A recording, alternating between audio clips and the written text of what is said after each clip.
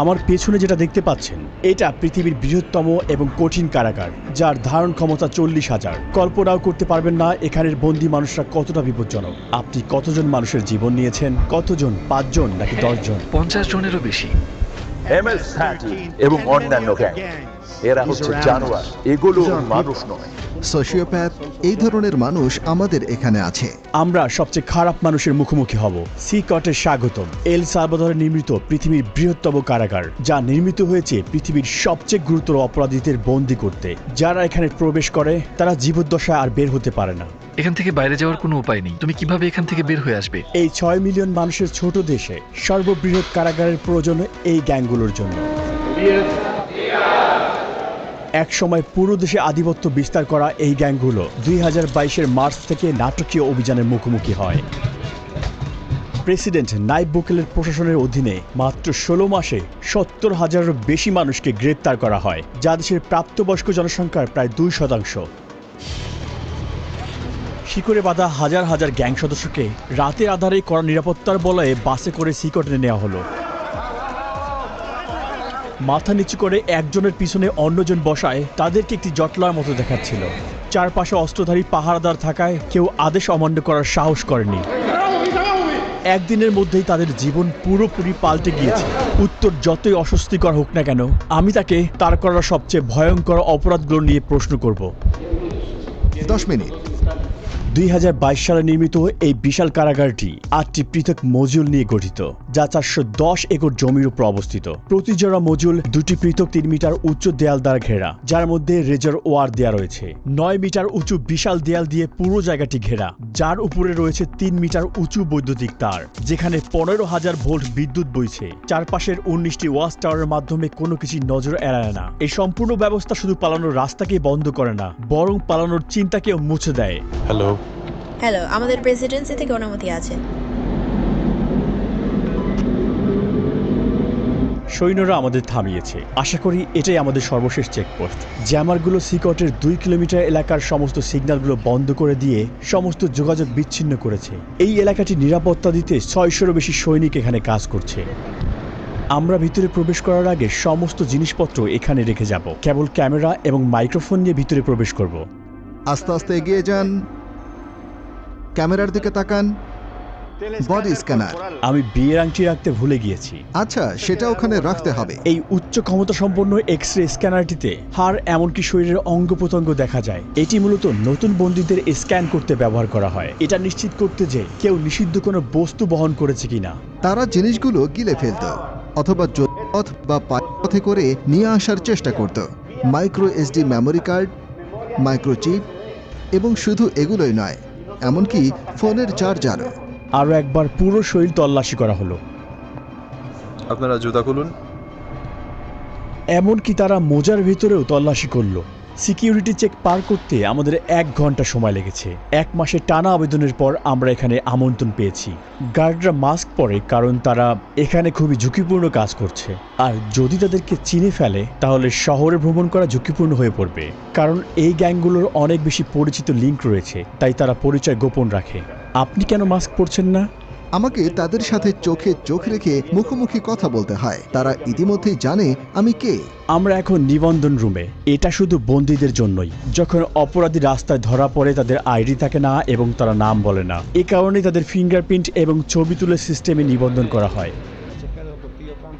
একবার সিকটের স্থায়ী সদস্য হলে বন্দীদের বাকি জীবনের জন্য প্রিয়জনদের সাথে সকল যোগাযোগ বিচ্ছিন্ন হয়ে যায়, কারণ পরিবার পরিদর্শন একেবারে নিষিদ্ধ। এটাও জানা গুরুত্বপূর্ণ যে বড় অভিযান পরিচালনার সময় কিছু নির্দোষ মানুষকেও ভুল করে এখানে বন্দী করা হয়েছে। এখানে নো কন্টাক্ট নীতির কারণে তাদের পরিবার জানেও না তারা কোথায় আছে বা আদৌ বেঁচে আছে কিনা। কারো কারোর জন্য এই ডকুমেন্টারি হতে পারে তাদের হারিয়ে যাওয়া প্রিয়জনকে দেখার প্রথম সুযোগ। বন্দীরা যেখানে প্রবেশ করে সেই মডিউলগুলো প্রবেশের আগে আমরা এখানে অস্ত্রাগারটি পরিদর্শন করি। যে কোনো বিদ্রোহের জন্য এটি খুবই গুরুত্বপূর্ণ, কারণ তারা পৃথিবীর সবচেয়ে বিপজ্জনক মানুষ। আমরা T65 রাইফেলের মতো অস্ত্র ব্যবহার করি, যা M16 রাইফেলের মতো। আমাদের কাছে আরও একটি অস্ত্র আছে, যা হলো 12 গেজ শটগান। একটি সিগ শাওয়ার রাইফেল সংকীর্ণ স্থানে আমাদের চলাফেরা সহজ করে। যখন অপরাধীদের বন্দি করে বাসে নিয়ে যাওয়া হয় তাদের চলাচল সীমিত করতে এবং আক্রমণের ঝুঁকি কমাতে হাত করা এবং শিকল পরানো হয়। কখনো এখানে কি বিদ্রোহ হয়েছে? এখন পর্যন্ত কোনো পালানোর চেষ্টা হয়নি। এখানে আমরা অপরাধী সংগঠনগুলোর সবচেয়ে খারাপ মানুষদের পেয়েছি। বিদ্রোহ সুরক্ষা গিয়ারের মধ্যে রয়েছে head protection, face shield, neck protection, anti trauma vest, leg protector, shin guard এবং সর্বোপরি একটি ঢাল। সাধারণত কারাগারে বন্দীরা যে কোনো ধরনের হাতে তৈরি অস্ত্র তৈরি করে, যেমন সুচ, ছুরি। তারা সম্পূর্ণ সুরক্ষিত। দেখতে পাচ্ছেন কিভাবে তার পা সুরক্ষিত আছে। যেহেতু কারাগারটি অনেক বড় তাই আমাদের বাসে চড়তে হচ্ছে। আমরা এখন মজুল এলাকায় প্রবেশ করছি। দেশকে নিরাপদে রাখতে 1000 কর্মী সিকটের ভিতরে কাজ করছে। এটা যদিও অসম্ভব, কিন্তু চলুন কল্পনা করি যে কোনো বন্দী এখান থেকে বেরিয়ে এলো। এই সমস্ত পাথরগুলো ইচ্ছে করেই এখানে রাখা হয়েছে, কারণ তারা যখন এটার উপর দিয়ে হাঁটবে এটা অ্যালার্ম সিস্টেমের মতো কাজ করবে, যা শব্দ তৈরি করবে এবং চুপচাপ হাঁটতে পারবে না। তারা কি পালানোর চেষ্টা করেছে? না। তারা কি চেষ্টা করতে পারে? কঠিন, কারণ তাদের একটির পর একটি নিরাপত্তা বলয়ের মধ্য দিয়ে যেতে হবে। বাইরের হস্তক্ষেপ রোধ করতে সিকট তার নিজস্ব অবকাঠামো নিয়ে একটি বিচ্ছিন্ন এলাকায় নির্মিত হয়েছে, যার মধ্যে রয়েছে বৈদ্যুতিক এবং পয়ঃনিষ্কাশন ব্যবস্থা। দুর্ঘটনাবশত বিদ্যুৎ এবং পানি সরবরাহ বন্ধ হলে সিস্টার্ন এবং পাওয়ার প্ল্যান্টগুলো 1 সপ্তাহ পর্যন্ত কার্যক্রম চালু রাখতে সক্ষম। আমি খুবই উচ্ছ্বাসিত। আপনারা দেখবেন আমি মুখোমুখি হব বিশ্বের সবচেয়ে বিপজ্জনক অপরাধীর সাথে। এটা খুবই ঝুঁকিপূর্ণ। আমরা একটি মজুলে এখন প্রবেশ করব। আপনারা পাশাপাশি তৃতীয় এবং চতুর্থ মজুল দুটি দেখতে পাচ্ছেন। অপরাধীরা এখানে প্রবেশ করলে এই দরজা দিয়ে আর কখনোই বের হতে পারে না। আর কয়েক পা আগালেই আমরা 2500-রও বেশি অপরাধী দেখতে পাব। এ যেন এক নিয়ন্ত্রিত বিশৃঙ্খলার মধ্যে পা রাখা।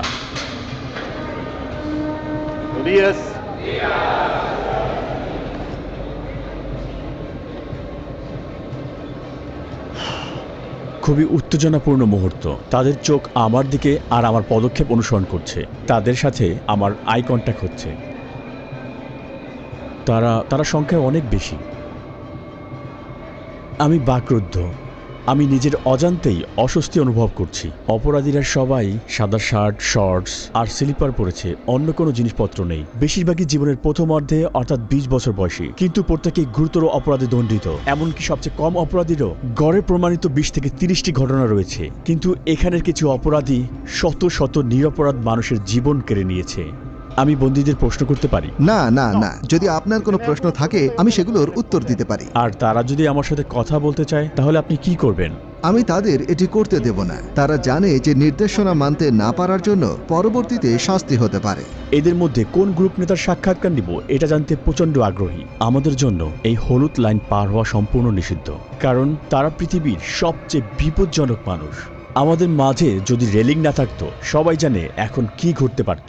মেগা কারাগারের 8টি মডিউলের প্রতিটি 32টি সেল নিয়ে গঠিত। প্রতিটি সেলে প্রায় 80 জন বন্দী থাকে, তবে এই সংখ্যা 150 পর্যন্ত পৌঁছাতে পারে। সম্পূর্ণ ধারণ ক্ষমতা পূর্ণ না হওয়া সত্ত্বেও বর্তমানে প্রতিটি বন্দীর জন্য মাত্র 0.5 বর্গমিটার স্থান বরাদ্দ রয়েছে। এখানে নেই পর্যাপ্ত আলো বাতাসের ব্যবস্থা, নেই আঙিনায় হাঁটার অনুমতি।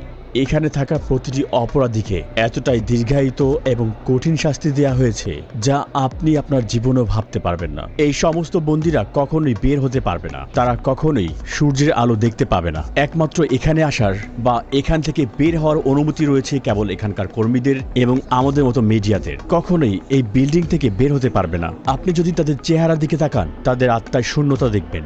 ভবিষ্যৎ নিয়ে তাদের কোনো আশা নেই। তাদের দেখতে মনে হয় রোবটিক। তাদের জীবন পুরো একঘেয়েমি। এই খোলা জায়গাটি তাদের টয়লেটের জন্য। তাদের মাত্র 2টি টয়লেট রয়েছে 80 জন বন্দীর জন্য। এটা আসলে খুবই লজ্জাজনক। এর মাধ্যমে এই পুরো বন্দীদের আত্মবিশ্বাস আসলে ভেঙে যায়। এই একই জায়গায় যেখানে তারা টয়লেট করে, সেই একই জায়গায় তারা গোসলও করে। নিজেদের পরিষ্কার করতে তারা প্লাস্টিকের ডিপার এবং একটি শেয়ার করা বেসিন ব্যবহার করে। এখানে কোনো পানির প্রবাহ নেই। এই বন্দীরা পানি পান করার জন্য একটি নীল ব্যারেলের উপর নির্ভর করে। তারা সবাই এখানে ঘুমায় এই ধাতব ব্যাংকে।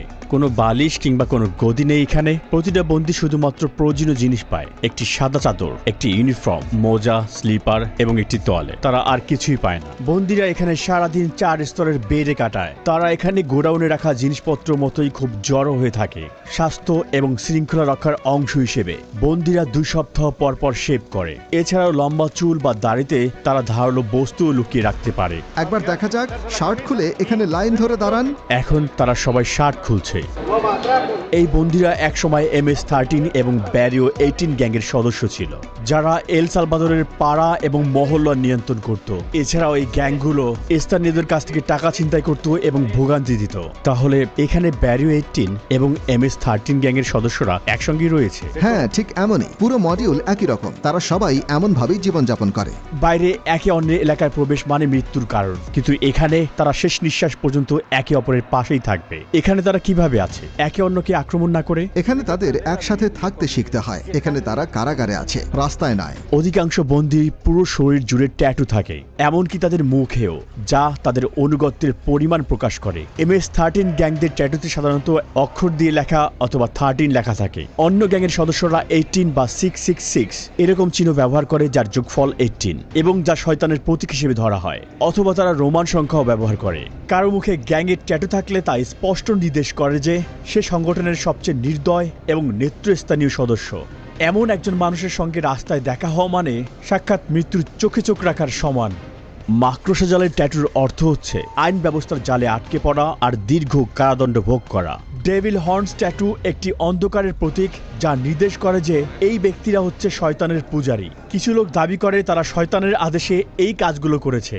একটি টিয়ারড্রপ ট্যাটু নির্দেশ করে যে সেই ব্যক্তি কোনো মানুষের জীবন নাশ করেছে। চোখের ফোঁটার সংখ্যা বোঝায় কতগুলো জীবন তারা কেড়ে নিয়েছে। যদি 3টি টিয়ারড্রপ থাকে, এর মানে এই ট্যাটুর মালিক এতগুলো জীবন কেড়ে নিয়েছে যার হিসেব নেই। লাভ নাও ক্রাই লেটার, এই মাস্ক বা ক্লাউন ট্যাটুগুলোর একটা স্পষ্ট বার্তা হচ্ছে কঠিন সময়ে তুমি শক্ত থাকো, আর পরিণতি পরে ভুগবে। এখানের সমস্ত মানুষ কি সত্যি খারাপ? এরা একদম অন্য লেভেলের হাই প্রোফাইল ক্রিমিনাল, যারা কখনো তাদের মনোভাব পরিবর্তন করবে না। উপরে তাকালে দেখবেন সেখানে ক্যাটওয়ে এরিয়া রয়েছে। নিরাপত্তা কর্মীরা উঁচু জায়গা থেকে নিয়মিত বন্দীদের উপর নজর রাখছে। এখানে সন্দেহজনক কিছু ঘটলে তারা তৎক্ষণাৎ হস্তক্ষেপ করবে। চারপাশের প্রতিটি কোণায় থাকা ক্যামেরার মাধ্যমে তারা 24 ঘন্টা এই এলাকায় নজরদারি রাখে, যাতে কোনো কিছু নজর না এড়ায়। নজরদারির জন্য মডিউলগুলো দিন রাত ব্যাপী আলোকিত রাখা হয়। সূর্যাস্তের পরেও আলো জ্বলতে থাকে। তারা সবসময় নজরদারির মধ্যে থাকে। আমার মনে হয় এটি অন্যতম কঠিন একটি ব্যাপার। আর তারা যখন ঘুমাতে যায় তখন তাওয়াল ব্যবহার করে চোখ ঢাকতে, যাতে চোখে আলো না পড়ে। এখানে তারা বন্দীদেরকে বাইবেল থেকে কিছু গুরুত্বপূর্ণ পাঠ শেখাচ্ছে। এখানে তাদের শারীরিক ব্যায়াম হচ্ছে, আর ওখানে তাদের ট্রেইনার। বন্দীদের সেল থেকে বাইরে যাওয়ার এটাই তাদের একমাত্র সময়। অস্ত্রধারী পাহারাদারদের নজরদারিতে এই কার্যক্রমগুলো প্রতি সপ্তাহে মোট 1 ঘন্টা চলে। এক সময় তারা রাস্তা নিয়ন্ত্রণ করত, কিন্তু এখন তারা ইচ্ছে মতো 1 পাও চলতে পারে না। এটা একটা রোটেটিং শিডিউল, জায়গা কম, তাই সবাই একসাথে একই দিনে বাইরে যেতে পারে না। বন্দীরা যখন এইসব অ্যাক্টিভিটিতে সেলের বাইরে থাকে, তখন কি কোনো বিশৃঙ্খল ঘটনা ঘটেছে?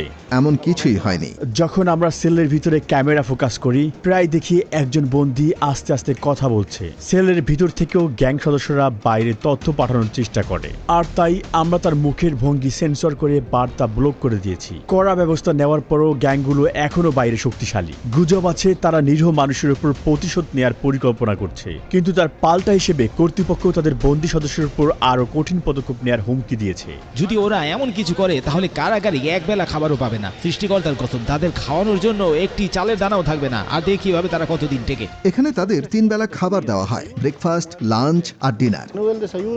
ব্রেকফাস্টে সাধারণত মটরশুঁটি আর ভাত থাকে, আর ডিনারও প্রায় একই রকম। দুপুরে সাদা ভাত আর পাস্তা দেওয়া হয়। একমাত্র যা পরিবর্তন হয় সেটা হলো পানীয়। চিকেন বা মাংসের মতো কোনো পুষ্টিকর খাবার তালিকায় নেই। এটা দুপুরের খাবার। আজ ভাত, পাস্তা আর 2টা টর্টিলা দেওয়া হয়েছে। খাবারের মেনু কি পরিবর্তন করা হয়? না, প্রতিদিন একই। হ্যাঁ, সবসময় একই থাকে। ফ্রেশমেন্ট। এটা মিষ্টি পানীয়। আমি নিজেই এটা খেয়ে একটু স্বাদ নিয়ে দেখব। বন্দীদেরকে হাত দিয়ে এগুলো খেতে হয় এবং প্লেটগুলোকে ভালোভাবে পরিষ্কার করতে হয়। পর্যাপ্ত প্রোটিনের অভাবে অনেক অপরাধীরাই এখানে পুষ্টিহীনতায় ভুগছে। বন্দির সাথে সাক্ষাৎকার নেওয়ার আগে আমি আপনাদেরকে একটি জায়গা দেখাতে চাই, যা অন্যতম কঠিন একটি জায়গা। আমরা এখন আছি আইসোলেশন সেলের এলাকায়। যখন বন্দীরা আইন ভাঙে তাদেরকে এই আইসোলেশন সেলে পাঠানো হয়। আইন অনুযায়ী আমি তাদের 15 দিনের জন্য সেলে বন্ধ রাখতে পারি। সেলের দরজা সিল করা থাকে। এই গ্রিডের মাধ্যমে আমি তাদের দেখতে পারি এবং জানতেও পারি ভেতরে কে আছে। এখানে খাবার দেওয়া হয়, আর দরজা খুলে কোনো কার্যক্রমে নেওয়ার আগে এই জায়গাটাতেই তাদেরকে আমরা হাতকড়া পরাই। আইসোলেশন সেলে স্বাগতম। যদি কোনো বন্দী অশোভন আচরণ করে তাহলে তাকে এখানে পাঠানো হয়। সে কখনোই জানবে না সময় সম্পর্কে বা কতদিন তাকে এখানে থাকতে হবে। কয়েকদিন বা কয়েক সপ্তাহ পর্যন্ত সে এই কংক্রিটের বিছানায় ঘুমাবে, আর সেই অপরাধী বিচ্ছিন্ন হয়ে পড়বে পুরো পৃথিবী থেকে। এটার ভিতরে তাদের পানি সরবরাহ করা হয়। এখানে একটি পানির বেসিন রয়েছে। তারা এখান থেকে পানি নেয় আর তারা ঠিক এখানে প্রস্রাব করে। পানি খাওয়ার বেসিন এবং টয়লেট পাশাপাশি অবস্থিত। এই টয়লেটটি দেখে মনে হচ্ছে এটি খুব সদ্যই ব্যবহার করা হয়েছে, আর তাই এটি এখনো নোংরা হয়ে আছে। এখানের একমাত্র আলোর উৎস হচ্ছে এই ছোট্ট ছিদ্র, যা দিয়ে খুবই সামান্য পরিমাণ সূর্যের আলো আসে, এবং এটি বাতাসেরও একমাত্র উৎস। আপনার মতে এই আইসোলেশন রুমের সবচেয়ে কঠিন বিষয় কোনটি? ভিতরে আপনি নিজের হাতও দেখতে পারবেন না, তাই যখন কাউকে আইসোলেট করা হয় তার জন্য কিছু একটা থাকা প্রয়োজন, একটা বই অথবা কিছু একটা, যাতে তার মন শান্ত থাকে। কিন্তু এখানে তাদের সেরকম কিছুই নেই। যতই কঠিন অপরাধী হোক না কেন, এই ধরনের আইসোলেশন তাদের মানসিকভাবে ভেঙে ফেলে। এটা এখানকার অপরাধীদের জন্য জরুরি, যারা একসময় সৃষ্টিকর্তার মতো নির্ধারণ করত কে বাঁচবে আর কে মরবে। তারা ক্ষমা চাইতে পারে, আর সৃষ্টিকর্তা তাদের ক্ষমা করুক। কিন্তু এখানে ভিকটিমদের প্রতি ন্যায় বিচার নিশ্চিত করা আবশ্যক, আর এটা তাদের সর্বনিম্ন প্রাপ্য। এখন আমরা সাইকো নামের একজন কয়েদির সাক্ষাৎ নিব। তার অপরাধের ইতিহাস 34 বছরেরও বেশি, আর গত 25 বছর ধরে সে একটা বড় সংগঠনের নেতৃত্ব পর্যায়ের সদস্য। 10 মিনিট। এমনকি এই বন্দির চারপাশে নিরাপত্তা দিতে 10 জন গার্ডও পর্যাপ্ত নয়। মাস্ক খুলুন। আপনার নাম কি? আমার নাম মার্ভিন এর্নস্টো। আপনার বয়স কত? 41 বছর। 41-এর মতো দেখাচ্ছে না, মনে হচ্ছে 35 বছর বয়স। এটা শুনে ভালো লাগলো, কারণ আমি মনে করি আমার বয়স বেড়ে গেছে। আপনার ট্যাটু দেখতে পারি? MS-13। আপনি কত সালে ওই সংগঠনে যোগ দিলেন? 2004 সালে, কিন্তু আমার অপরাধের রেকর্ড 11 বছর বয়স থেকেই শুরু। আপনি কিভাবে প্রথম জড়িয়ে পড়লেন? যখন কোনো ছেলের শুধুমাত্র তার মা থাকে আর সেই মা কাজেই ব্যস্ত থাকে, তখন সেই ছেলে রাস্তায় বেরিয়ে আসে, সাহায্যের জন্য কিছু খোঁজে। আমি ভাবলাম আমার মা গরিব, আমার জুতোর দরকার, কাপড় চাই, আর শুরু করলাম চুরি। তারপর বাবার মতো কাউকে খুঁজে ফিরি, কারণ আমি বাবাহীন ছিলাম, তাই গ্যাংয়ের দিকে আকৃষ্ট হলাম। একসময় একটা খুন করলাম, আর তারপর এল সালভাদর চলে এলাম জীবন পাল্টানোর জন্য। কিন্তু এখানে আরো গ্যাং ছিল, আবার একই কাজ করতে শুরু করলাম। তারপর শেষমেশ জেলে ঢুকলাম। আমি সবসময় সেই ধরনের মানুষ ছিলাম যারা কোনো কিছু মনস্থির করলে সেটাই অর্জন করতে চায়, আর আমি এখানে এসে সবকিছুই অর্জন করেছি। কিন্তু এখন আমি এখানে আছি। এভাবেই শয়তান মানুষকে পরিশোধ করে। আচ্ছা, এটা কি সত্যি এই অপরাধ সংগঠনে যোগ দিতে হলে কাউকে হত্যা করতে হয়? হ্যাঁ। আপনি কাকে হত্যা করেছেন? সেটা কি আপনার আত্মীয়? আমি সত্যিই মনে করতে পারি না কতজনকে হত্যা করেছি, কিন্তু হ্যাঁ, কারণ গ্যাংয়ের জন্য এলাকা থাকা প্রয়োজন। আমি আমার মা, বাবা, ছেলে সবকিছুই হারিয়েছি এই গ্যাংয়ের কারণে। আমি যদি USA তে থাকতাম তাহলে পরিবার নিয়ে সুন্দর জীবন কাটাতে পারতাম, কিন্তু আমরা ভুল সিদ্ধান্ত নিয়েছিলাম, যার ফল ভোগ করছি। এই জন্য আমি যুবকদের বলি, স্কুলে যাও, তোমার মা বাবার কথা শোনো, সেই মতো চলো। আমরা যেভাবে এখানে বেঁচে আছি সেরকম জীবন বানিও না, এর থেকে বের হওয়ার কোনো পথ নেই। আপনি কতজনের জীবন নিয়েছেন? 5 জন, 10 জন, কতজন? না, জেলের পরে আমি যা করেছি সে সম্পর্কে যদি আপনি কথা বলেন তাহলে হয়তো 50 জনের কিছু বেশি হবে। কখনো কখনো এটা করতে হতো। আপনি কিভাবে এত ঠান্ডা মস্তিষ্কের এবং নির্মম হয়ে উঠলেন? আমি আসলে এই প্রশ্নের উত্তর জানি না। পরিবারের সদস্যদের সাথে সারা জীবন দেখা না হওয়ার বিষয়টি আপনি কিভাবে অনুভব করেন? আমার খারাপ লাগে, কারণ আমি শেষবার আমার ছেলেকে দেখেছিলাম যখন সে 5 বছর ছিল, আর এখন সে 21। আমি তাকে দেখতে চাই, আমি তাকে বলতে চাই, এই তোমার বাবা যা করেছে সেটা তুমি করো না। একটা ভালো জীবন খোঁজো। আপনার কারণে যারা ভিকটিম হয়েছে তারা কখনো প্রিয়জনকে দেখতে পারবে না, আর আপনিও কখনো আপনার পরিবারকে দেখতে পারবেন না। কাউকে মিস করার অনুভূতি আপনি কিভাবে মানিয়ে চলেন? আমি খারাপ অনুভব করি কখনো কখনো, যেমন আপনাকে বললাম আমি বিছানায় শুয়ে অনেক কিছু চিন্তা করি, কখনো কখনো কাঁদতে থাকি আর বলি আপনার জীবিত থাকার প্রেরণার উৎস কি? একদিন আমার জীবন পাল্টানো এবং ঈশ্বরকে খুঁজে বের করা। আমি ঈশ্বরকে বলেছিলাম আমাকে মাফ করো, আমাকে মাফ করো আমি যা করেছি তার জন্য। আচ্ছা, অবশেষে আমরা সূর্যে আলো দেখলাম। সেকট এমন একটি জায়গা যেখানে আপনি আসতে চাইবেন না, এমনকি দর্শক হিসেবেও। কিন্তু যারা সালভাদোরিয়ানদের ভিকটিম বানিয়েছে, এটাই তাদের চিরকালের বাসস্থান। এরা নিরাপরাধ মানুষদের জীবন কেড়ে নিয়েছে, তাই তারা এখন প্রতিদান দিচ্ছে। সালভাদোর সরকারের স্পষ্ট বার্তা, এখানে অপরাধ সহ্য করা হবে না এবং এর শাস্তি হবে কঠিন। চরম বিশৃঙ্খলার কারণে একসময় সালভাদোর সবচেয়ে বেশি মৃত্যু হারের দেশ ছিল, আর ওই সময়ের প্রতি 1 লক্ষ মানুষের মধ্যে 104 জন প্রতি বছর তাদের জীবন হারাতেন। পূর্ববর্তী প্রশাসন এই গ্যাংগুলোর সাথে শান্তি চুক্তি করতে রাজি হয়েছিল, কিন্তু তা শৃঙ্খলা আনতে পারেনি। যদিও বর্তমান সরকারের পদ্ধতিগুলো বিতর্কিত, তবুও 2023 সালের মধ্যে এই সংখ্যা নাটকীয়ভাবে কমে দাঁড়িয়েছে প্রতি 1 লক্ষে 2.4, যা এল সালভাদরকে প্রথমবারের মতো সবচেয়ে সুরক্ষিত দেশগুলোতে জায়গা করে দিয়েছে। শান্তি ফিরে এসেছে এবং এই ফলাফল অস্বীকার করার কোনো সুযোগ নেই। কিন্তু যাদের অন্যায়ভাবে কারাগারে বন্দী করা হয়েছিল তাদের কি হবে? বিশৃঙ্খলা নিয়ন্ত্রণ করতে এটাই কি সঠিক ন্যায় বিচার? আর এটা কি স্থায়ী সমাধান নাকি অস্থায়ী সমাধান? এখন পর্যন্ত এই উত্তর স্পষ্ট নয় এবং সমস্ত পৃথিবী তাকিয়ে আছে। ডকুমেন্টারি দেখার জন্য ধন্যবাদ। সাবস্ক্রাইব করতে ভুলবেন না। দেখা হবে নতুন ভিডিওতে। সাথেই ছিলাম রুহি চ্যানেল।